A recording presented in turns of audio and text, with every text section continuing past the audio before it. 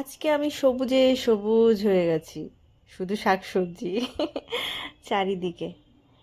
এই যে, তো যাই হোক, এখানে আমি লাউ শাক বেছে নিচ্ছি।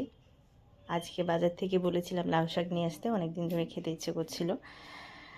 তো আর নিয়ে এসেছে কলমি শাক, কারণ ও লাউ শাক খায় না। আর এদিকে আমার বাচ্চা টিকা নিয়ে শুয়ে আছে, ও জ্বর এসছে। ও কোলবালিশে নিয়ে শুতে পারে না, ওকে চাদর এরকম করে দিয়ে দিলে ও শোয়, যেহেতু ছোটো তো এখনও।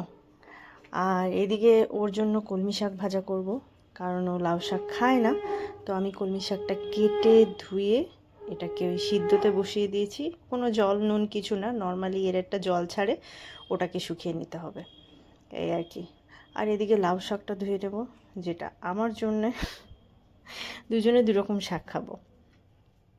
আর এটাকে ধুয়ে নিয়ে আর ওদিকে হচ্ছে বসিয়ে দেব আমি এই যে শাকটা এরকম শুকিয়ে গেছে, মানে জাস্ট সামান্য একটু জল আছে, ওটা কেটে এনে দেবো। আর এদিকে বসিয়ে দেবো ওই যে এর ডাটা, একটা আলু আর একটু মুসুরির ডাল দিয়ে প্রেশার কুকারে একটা সিটি দেব। তাহলে মুসুরির ডালটাও সিদ্ধ হবে, ডাটাও সিদ্ধ হবে, আলুও সিদ্ধ হবে। একটা সিটি দিয়ে তারপরে বন্ধ করে দেব।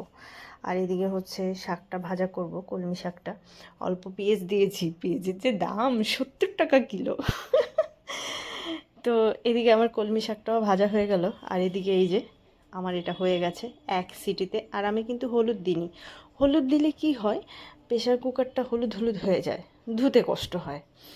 আর এদিকে ওই শাকটাই বসাবো, সেজন্য পেঁয়াজ ভেজে একটু জিরে ফোড়ন দিয়ে আর সামান্য একটু আদা রসুনের পেস্ট আর হলুদ গুঁড়ো, লঙ্কা গুঁড়ো, ধনে গুঁড়ো দিয়ে একবারে কষিয়ে নিচ্ছি।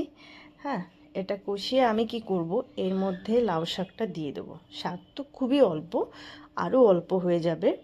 হ্যাঁ, এই মশলার সাথে শাকটাকে একটু কমিয়ে নিতে হবে, যেহেতু আমার ওগুলো সিদ্ধ করা আছে, সেই জন্যে।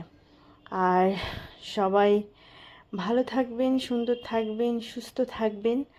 আমার ভিডিওটা ভালো লাগলে লাইক, কমেন্ট, শেয়ার করবেন। আর সাবধানে চলাফেরা করবেন। আর যারা দেখেন তাদেরকে থ্যাংক ইউ।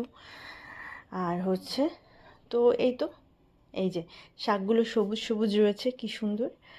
আর মানে সব কিছু ঠিকঠাক সিদ্ধ হয়ে গেছে। আর শাক তো বেশি জ্বালাতে হয় না, সবুজ থাকলেই ভালো লাগে দেখতে।